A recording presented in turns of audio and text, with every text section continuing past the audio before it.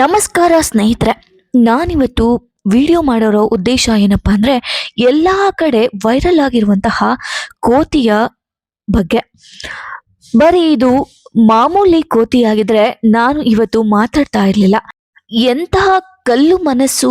ಒಂದು ದಿನ ಇತರ ಕೋತಿಗಳು ಅವನನ್ನ ದೂರ ತಳ್ಳಿದವು. ಪಂಚ್ ಭಯಪಟ್ಟು ಓಡಿದ. ಅವನು ತನ್ನ ಗೊಂಬೆಯನ್ನ ಬಿಗಿಯಾಗಿ ಅಪ್ಪಿಕೊಂಡ. ಆ ದೃಶ್ಯವನ್ನು ನೋಡಿದ ಎಲ್ಲರಿಗೂ ಕಣ್ಣೀರು ಬಂತು. ಈ ವಿಡಿಯೋ ಸೋಷಿಯಲ್ ಮೀಡಿಯಾದಲ್ಲಿ ವೈರಲ್ ಆಯಿತು. ಲಕ್ಷಾಂತರ ಜನರು ಪಂಚ್ಗೆ ಪ್ರೀತಿ ತೋರಿದರು. ಆದರೆ ಒಂದು ದಿನ ಒಂದು ದೊಡ್ಡ ಕೋತಿ ನಿಧಾನವಾಗಿ ಪಂಚ್ ಹತ್ತಿರ ಬಂತು. ಪಂಚ್ ಭಯಪಟ್ಟ. ಆದರೆ ಆ ದೊಡ್ಡ ಕೋತಿ ಅವನನ್ನ ಮೃದುವಾಗಿ ಅಪ್ಪಿಕೊಂಡಿತು. ಆ ಕ್ಷಣದಲ್ಲಿ ಪಂಚ್ ಮೊದಲ ಬಾರಿ ಸಂತೋಷಪಟ್ಟ. ಇನ್ನು ಪಂಚ್ ಒಂಟಿಯಾಗಿರಲಿಲ್ಲ. ಅವನಿಗೆ ಸ್ನೇಹ ಸಿಕ್ಕಿತು, ಅವನಿಗೆ ಪ್ರೀತಿ ಸಿಕ್ಕಿತು. ನಮಗೊಂದು ಅರ್ಥ ಆಗ್ಬೇಕು, ನಮ್ಮ ಎಷ್ಟೊಂದ್ ಜನಕ್ಕೆ ಒಂದ್ ಮಾತ್ರ ಅರ್ಥ ಆಗ್ಬೇಕು. ಈ ವಿಚಾರದಿಂದ ನಾವು ಏನ್ ತಿಳ್ಕೊಬೇಕಪ್ಪ ಅಂದ್ರೆ, ತಂದೆ ತಾಯಿ ಹುಟ್ಸಿದ್ರೆ ಸಾಲದು, ಮಕ್ಕಳನ್ನು ಕೂಡ ನೋಡ್ಕೋಬೇಕು, ಮಕ್ಕಳನ್ನ ಪೋಷಣೆಯನ್ನು ಕೂಡ ಮಾಡ್ಬೇಕು. ಇವಾಗಿನ ಸಮಾಜ ಹೆಂಗಾಗಿದೆ ಅಂದ್ರೆ, ಮಕ್ಕಳು ಗಂಡ ಹೆಂಡತಿನ ಸುಖಕ್ಕೋಸ್ಕರ, ಅವರ ತೆವಲಿಗೋಸ್ಕರ ಮಕ್ಕಳನ್ನ ಮಾಡ್ಕೊಳ್ತೀರಿ. ಮತ್ತೆ ಮಕ್ಕಳನ್ನ ಅನಾಥ ಮಾಡಿಬಿಟ್ಟು ನಿಮ್ಮ ಇಚ್ಛೆಗಳ ಅನುಸಾರವಾಗಿ ನೀವು ಹೋಗ್ತೀರಾ. Actually wrong. ಈ ಕೋತಿನೇ ನೆನ್ಪು ಮಾಡ್ಕೊಳ್ಳಿ. ಕೋತಿ ರೂಪದಲ್ಲಿರ್ತಕ್ಕಂತಹ ನಿಮ್ಮ ಮಕ್ಕಳನ್ನ ನೀವು ನೆನ್ಪು ಮಾಡ್ಕೊಳ್ಳಿ. ಇದು ಸಮಾಜಕ್ಕೆ ಒಂದು ಒಳ್ಳೆ ಸಂದೇಶ ಅಂತಾನೆ ಹೇಳ್ಬೋದು. ಈ ಕೋತಿನೇ ಒಂದು ಎಕ್ಸಾಂಪಲ್ ತಗೊಳ್ಳಿ. ಆ ಕೋತಿ ಮುಖನ ನೋಡ್ತಾ ನೋಡ್ತಾ ನಿಮ್ಮ ಮಕ್ಕಳ ಮುಖನೂ ಕೂಡ ನೋಡಿ. ಎಷ್ಟೊಂದು ಮಕ್ಕಳನ್ನ ಅನಾಥ ಮಾಡಿ ಹೋಗ್ತೀರಾ. ಎಷ್ಟೊಂದು ಮಕ್ಕಳನ್ನ ಹುಟ್ಟಿದ ತಕ್ಷಣನೇ ಯಾವುದೋ ಒಂದು ಮೂಲೆಗೆ ಬಿಸಾಕಿ ನೀವು ನಿಮ್ಮ ತೀಟೆ ತೀರ್ಸ್ಕೊಳೋದಕ್ಕೆ ನೀವು ಇನ್ನೊಬ್ಬನ ಜೊತೆ ಹೋಗ್ತೀರಾ. ಮಗುವನ್ನ ಹುಟ್ಸೋಕ್ಕಿಂತ ಮುಂಚೆ 100 ಸಲ ಯೋಚನೆ ಮಾಡಿ.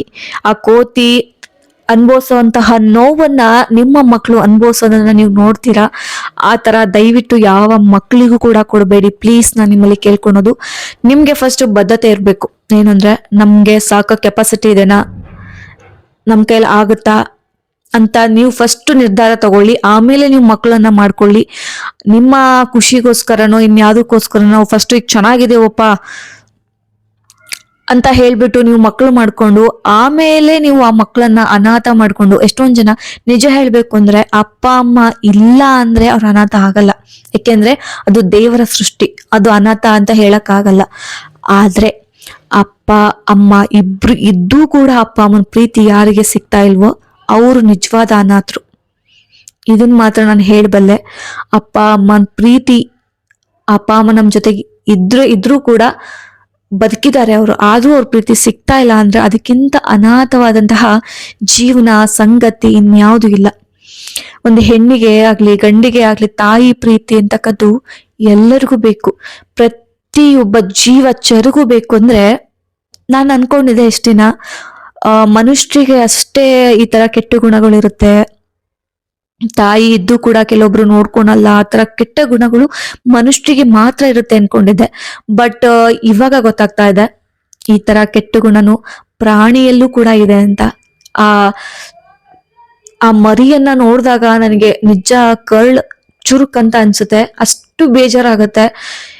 ಯಾವ ಶತ್ರುಗೂ ಈ ತರ ಆಗ್ಬಾರ್ದು ಅನ್ನೋ ಫೀಲ್ ಆಗುತ್ತೆ.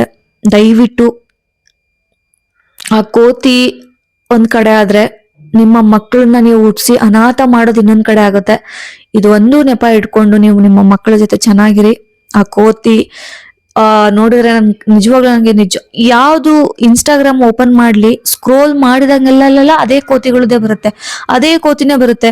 ಆ ಇನ್ನೊಂದು ಕೋತಿಗಳು ಇದಾವಲ್ಲ, ಕೋತಿಗಳು ಅವ್ರನ್ನ ಸೇರ್ಸ್ಕೊಳೋದಿಲ್ಲ, ದೂಡುತ್ತೆ, ಇದು ಮಾಡುತ್ತೆ, ಅವ್ರನ್ನ ಕಚ್ಚಕ್ ನೋಡ್ತವೆ ಬೇರೆ ಕೋತಿಗಳು. ಅದು ಮಕ್ಕಳನ್ನ ಒಂಥರ ಅಮ್ಮನ್ನ ಯಾವ ರೀತಿ ಅಪ್ಕೊಳ್ಳುತ್ತೋ ಆ ತರ ಅದು ಮರಿ ಕೋತಿ ಆ ಟೆಡ್ಡಿ, ಅದು ಗೊಂಬೆ ಇರ್ತಕ್ಕಂಥದ್ದನ್ನ ಅಪ್ಕೊಳ್ಳುತ್ತೆ. ಅವೆಲ್ಲ ನೋಡಿದಾಗ ಜೀವನ ಇಷ್ಟೇ ಅಲ್ವಾ ಅನ್ನೋಷ್ಟು ಅನ್ಸುತ್ತೆ. ನಮ್ಮ ಹತ್ರ ಬೇಕಾದಷ್ಟು ದುಡ್ಡು ಇರ್ಬೋದು, ಬೇಕಾದಷ್ಟು ಇರ್ಬೋದು, ಆದ್ರೆ ಪ್ರೀತಿ ದುಡ್ಡು ಕೊಟ್ಕೊಂಡ್ ಆಗಲ್ಲ. ಅದು ತಾನಾಗೇ ಬರ್ಬೇಕು. ಪ್ರೀತಿ ತಾನಾಗೇ ಹುಟ್ಟಬೇಕು. ಯಾವ್ದನ್ನೇ ಆಗ್ಲಿ, ಏನ್ ದೂರ ಆದ್ರೂ ಸಹಿಸ್ಕೊಳ್ತಾರಂತೆ.